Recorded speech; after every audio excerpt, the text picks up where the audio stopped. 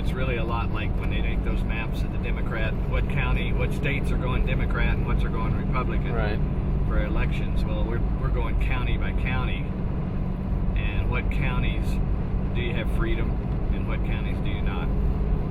And I think just putting that map out there on the website, on the internet, would be sort of a revelation to people of just what's going on here, because there are places where you don't have freedom. That's why I call them pockets of freedom. There are places where you don't have the freedom to build a carbon zero home for your family without going through a tremendous amount of red tape and effort and time and money. And for instance, we're trying to do a retrofit in California right now. We've been working on the permit for almost a year. And this one that we're going to in Crockett, Texas, the people walked in my office 2 months ago or so and said, we want to do this, when's the quickest you can do it? And I said, what's the permit situation? They said, there is none. So here we are, locked and loaded with trucks full of goodies going down there to throw up a carbon zero home in the next month. I mean, that's what's possible. And that immediate action situation is the only thing that is going to change anything. It's just like, what if when Pearl Harbor happened, that was by surprise. But what if we even got wind that we were going to get bombed by another country, and we had to vote and figure out whether or not we could do anything while the planes were on their way to bomb us? I mean, that would be disastrous. We would just get bombed. When we know that missiles are coming at us, we already have a thing in place to intercept those missiles. Well, we know that a missile is coming at the entire planet due to the way we live on it. We can see it on its way. We can even make a time frame for when it's going to strike. And so we need to immediately prepare, not sit down and vote on and approve of how to prepare. And we need to give people the freedom to prepare. It's like a hurricane is coming. Yeah. A hurricane is coming, and you got to get a permit to put plywood on your windows. Bullshit. You know, a hurricane is coming. You should be able to go out and get your home ready for that hurricane. Well, a hurricane is coming on this whole planet, and people need to be able to go out and make a carbon zero home that at least they can live longer as the shit hits the fan, but maybe even prepare them for making it through. And if we do it fast enough people do it, we can ward off the hurricane. We can slow down the hurricane and even stop it. If everybody could immediately, right now, build carbon zero buildings without having to beg for approvals.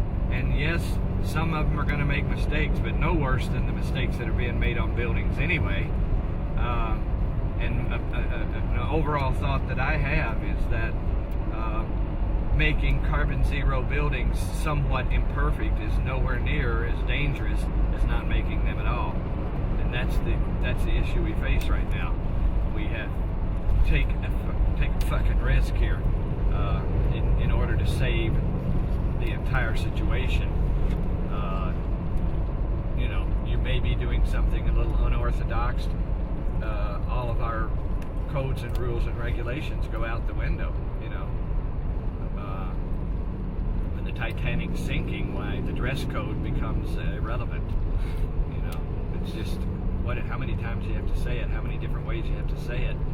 We are going down in the ship, but we're putting our tuxedos on to make sure that as we go out into the ballroom and sink, we've got the dress code going. I mean, it's fucking ridiculous. It's fucking ridiculous. And so we're not fighting that anymore. We're going for the pockets of freedom. And wherever we can get it permitted fast or not permitted at all, that's where we're going. It's hot information because it's something you can do now, but also it's hot information because it's going to make people aware of, oh my God, there are places where we can be free to protect ourselves for the future or prepare ourselves for the future, and there are places where you can't. So let's just bail out on those places. Fuck them. let's start new cities. Let's go to Crockett, Texas, in a pocket of freedom and start a whole goddamn city, a whole village. The idea, when people start realizing that there are places that you're free and places that you aren't, it's gonna make a difference. It's gonna cause some change of thought, and maybe even cause them to bring little pockets of freedom into these heavily regulated areas. That's exactly what the test site thing was all about, is to bring in a little pocket of freedom within.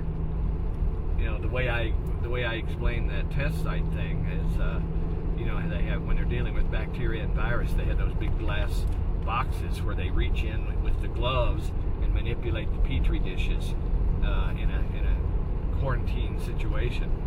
So, okay, they do that with virus and they're deadly. Why can't we do that with alternative methods of providing carbon zero buildings?